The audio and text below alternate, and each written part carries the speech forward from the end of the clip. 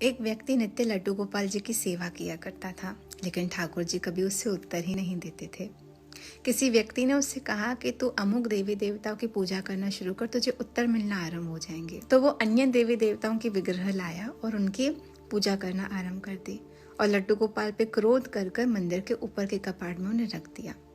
अब जब वो पूजा करने के लिए अगरबत्ती को अर्पित करने लगा तो उसने सोचा कि अगरबत्ती की सुगंध ये लड्डू गोपाल क्यों ले, इसने तो कभी मेरे से बातचीत की नहीं।